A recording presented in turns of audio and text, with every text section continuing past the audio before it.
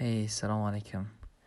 غواړم چې د پښتو په حروفو باندې رڼا درته واچوم د هغه اول د سره چې څوک غواړي پښتو زده کړي یا د پښتو حروفو تلفظ څنګه کیږي یا استعمال یې څنګه دی. نو راځم د حروفو ته تشریح کوم درته. زما اول درس شروع کیږي او څوک چې غواړي دلچسپي ولري پښتو زده کړي غواړم چې ورسره کوشش وکړم چې پښتو زده کړي.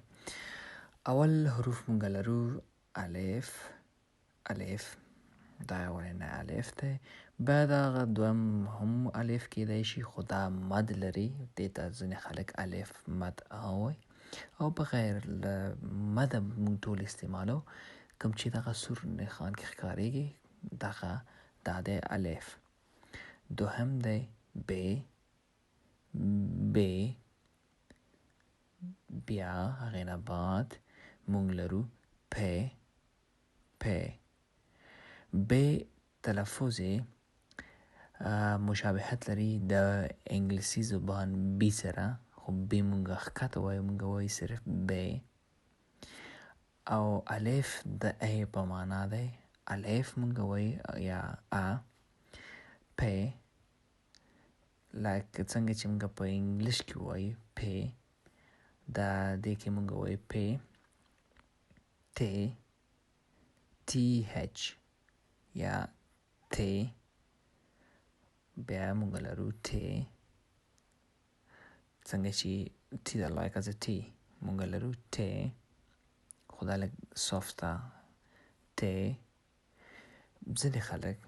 ډېر خلک وایي چې دا س ده، خو دا لکه تی اچ سره یو ځای شي او بیا ای آی ف څنګه چې قرآن تجوید کې ث، یا همداسې تاسو هم ویلی شئ چې ووایئ س، یا هم څه کوم مشکل نه لرئ. بیا لرو جیم. د جی په حساب سره راځي لکه څنګه چې وایي جی. او بیا موږ لرو چ. سی اچ څنګه چې ویل کېږي سی اچ چ. بیا موږ لرو ح، صرف ح، تالو کې ویل کېږي لږ لاندې ح. بیا موږ لرو خ. کوم چې پاس ټکی لري دا ده خ. له هغې بعد موږ لرو څ. درې پاسه ټکی لري، دا س نه ده، دا څ ده. څ څنګه چې موږ په راشن زبان کې لرو څ، د پښتو زبان کې موږ لرو څ یا څ. له هغې بعد موږ لرو ز. په سر باندې مد حمزه الف لري او د ح په طور سره لیکل کېږي، دې ته وایو موږ ح. په آینده درس کې به زه درته وښایم چې څنګه موږ کولی شو چې حرفونه په صحیح توګه ولیکو تر څو یې په معنا هم پوه شو. له ز وروسته بیا موږ لرو دال. صرف دال. له هغې موږ لرو دال. دال کله د ډي په ځای هم راځي انګلیش زبان کې، انګلیش کې، یا دال هم راځي چې هغه هم د کمپیر لري د ډي سره دال.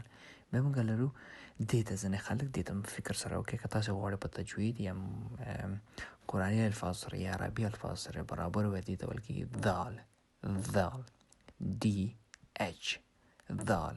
او که تاسو ویلی شئ ووایئ زال هم ویلی شئ. بیا هغې نه بعد ر صرف لایک آر، ر د آر سره مشابهت لري.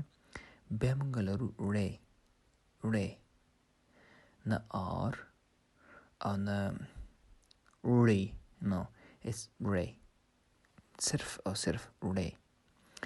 له هغې بعد څنګه چې د هغې د پاسه ز ښکاري دا هماغه شان تلفظ یې دی استعمال کېږي ز. له هغې بعد موږ لرو ژ. په راشن زبان کې موږ ورته وایو ژ، په پښتو کې موږ ورته وایو ژ، او په انګلیسي زبان کې موږ ورته وایو زد اچ ژ. او یا سم ټایم کله بعض وخت معنا مثال په طور سره میشن، ځینې خلک وایي میشن، ځینې خلک وایي میژن، SION میژن. نو دا ژ موږ لرو. بیا هغې نه بعد موږ لرو ګ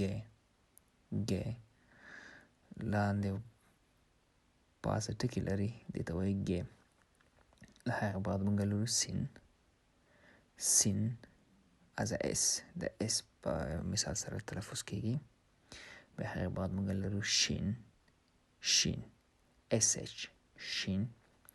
له هغه بعد موږ لرو خین د تالو نه پورته د ژبې د پاسه لوستل کېږي. خین نه دی او نه شین دی، دا خین دی. لکه اوښان، اوښکې، ډېره مثالونه موږ لرو، په آینده ویډیو کې به راشي. بیا سوات دی، سوات، سین نه دی، سوات. د تلفظ فرق لري د سین سره، نسبتا سین ته دا لږ یو کم صاف دی. او د هغې بعد موږ لرو دوات. د تجوید په تلفظ سره دوات ویل کېږي، دوات. او هغه بغیر له دې نه دوات نشي ویلی، ته ویلی شي چې زوات هم ویلی شي او دوات هم ویلی شي. بیا موږ توی لرو، توی او توی نسبتا د ټول نه جلا آواز لري. بیا هغې بعد موږ زوی لرو، زوی. دا زوی کله زوی خلک وایي او بعضې الفاظو کې خلک وایي زوی. لکه ځینې خلک وایي نظر او ځینې خلک وایي نظر. بیا موږ لرو عین. دا لږ مشکل دی، د خې څنګه چې خې په تالو کې لوستل کېږي دغسې دا هم لوستل کېږي عین تالو کې.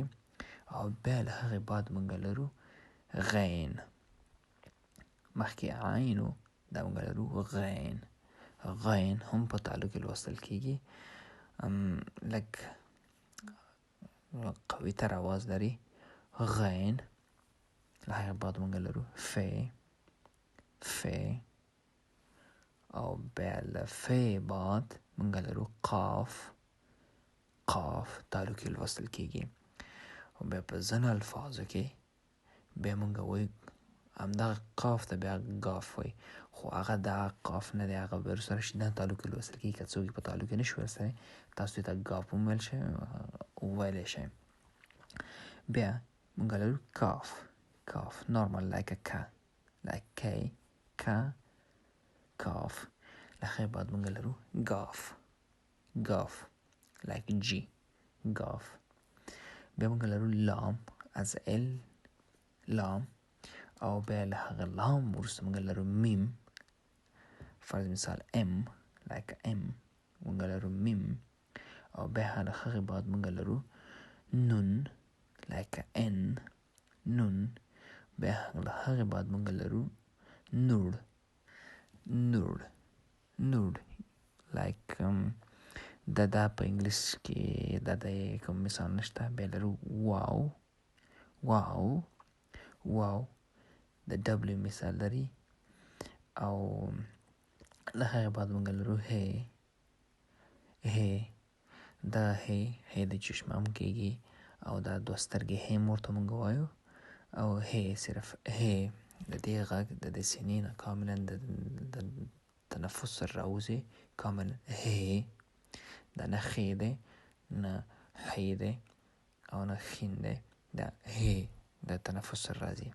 لکه موږ څنګه وایو په عربي کې هلا والله، هغه رقم. یا هوا یعنی هوا. او بیا له هغې بعد موږ لرو یې. دا و تر نننی درس. تر بیا، تر خدای په امان.